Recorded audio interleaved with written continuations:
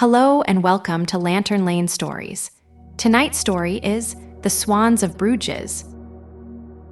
Welcome, little one.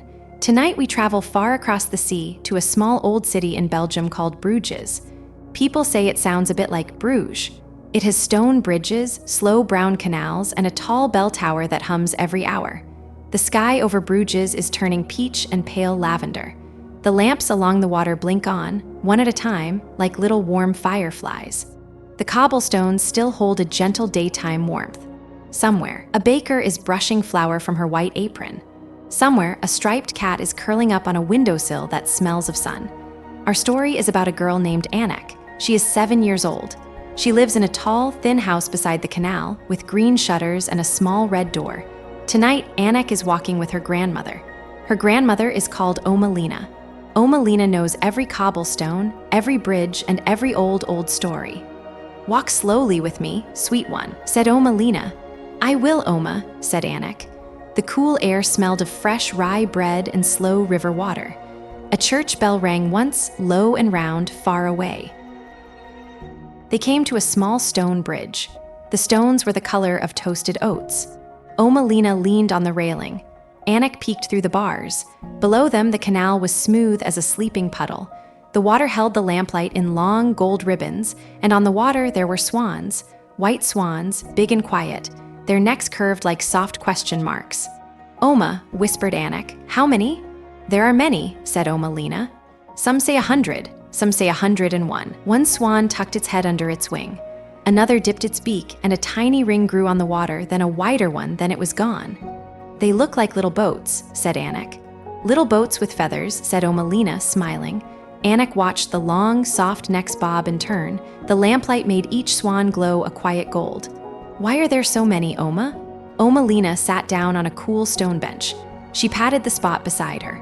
Anneke sat very close, and her grandmother's wool shawl smelled of lavender soap. "Because of a very old promise," said Oma Lina. "A promise the city of Bruges made a long time ago." "Long ago," said Oma Lina, "more than 500 years ago, in the year 1488, there lived a man called Maximilian. He was a great ruler. He came from a faraway land called Austria." "Austria," whispered Anneke. The new word felt warm and round in her mouth. "Maximilian was often a sad man," said Oma Lina. "His wife had died, and his heart felt heavy as a stone. Sad hearts can sometimes act in hard ways. He made many rules that the people of Bruges did not like. He even said no one could hold the yearly fair." "No fair," said Anneke, "but fairs have music and honey cakes." "They do," said Oma Lina. "And the people of Bruges loved their music and their dancing and their honey cakes, so they were unhappy too." A reed by the canal whispered. The night air was turning a little cooler. Anneke pulled her sleeves over her hands.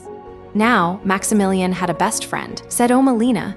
"His friend was named Pieter Lanchals, but everyone called him by a nickname." "What nickname?" asked Anneke.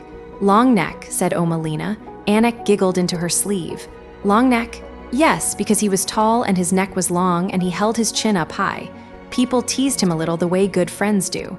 "Like when Papa calls me Bunny?" said Anneke. "Just like that," said Oma Lina. Anneke looked at the swans again. She traced one curving neck with her finger in the air. "And then," said Oma Lina, "a great quarrel grew. The ruler and the city of Bruges did not agree. It went on for many years and many cold winters. At last the people had had enough. They held Maximilian inside a tall, narrow house on the big square. They held his friend Long Neck too." "Were they scared?" asked Anneke. "Very," said Oma Lina softly. "And the kind friend, sweet Long Neck, was sent away from his friend. He never came back." Anneke was quiet. A swan made a low, small sound like a tiny horn under the water. "That sounds sad, Oma." "It is sad," said Oma Lina. "But listen to what came next." "Maximilian missed his friend with his whole heart," said Oma Lina. "He wanted Bruges to remember Long Neck always, so he asked the city for one thing." "What thing, Oma?" He said, "From this day on, the canals of Bruges must always carry white swans.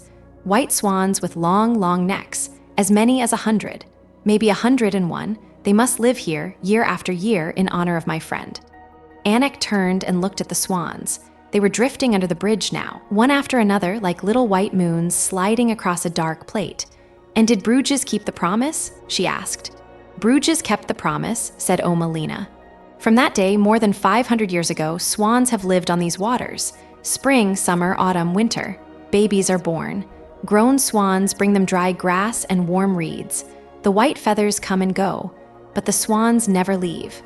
Just then, Anneke saw something small and gray paddle out from a clump of green leaves. It was a baby swan, the soft color of warm porridge. It nuzzled close to a bigger white wing. "A baby?" she whispered. "That little one is the newest part of the promise," said Oma Lina. "When she grows up, her feathers will turn snow white, and one day when she is very old, her babies will sleep here too."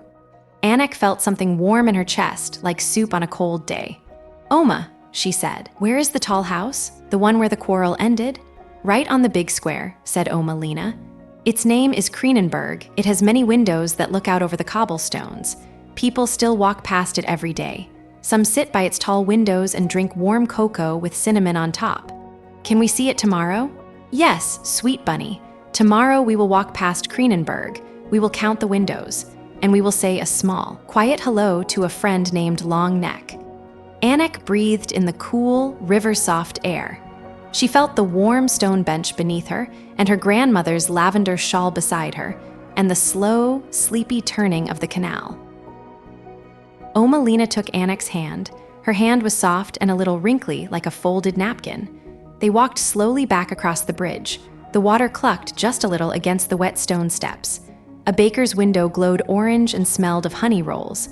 A bicycle bell tinged once somewhere far down a side street. "Oma," said Anneke. "Yes. Do the swans dream?" Oma Lina thought for a long, gentle moment. "I think they do," she said. "I think they dream of cool, clean water and warm, dry reeds and the round, white moon that floats beside them when the bells ring." They turned down a narrow street. The cobblestones shone like wet plums under the lamplight. A small silver star woke up over a chimney pot. At Anneke's red door, Oma Lina bent down and kissed her forehead. The kiss was warm. "Sleep tight, little Long Neck," she whispered. Anneke smiled. Her cheeks felt rosy and round. She climbed the soft wooden stairs, brushed her teeth with mint paste, and slid under her thick blue quilt. Outside, the swans on the canal tucked their heads under their wings. The lamps dimmed one by one like sleepy candles. The bell tower hummed one last low, slow note. In her quilt, Anneke thought of 100 white boats with feathers, all asleep on the dark water. She thought of a tall friend named Long Neck, remembered by a whole city. She thought, "Tomorrow I will say hello at the tall windows of Craenenburg." Her eyes felt heavy and soft. The very old promise of Bruges kept its quiet watch over the canals. And so, Bruges also slowly, slowly fell asleep. Good night.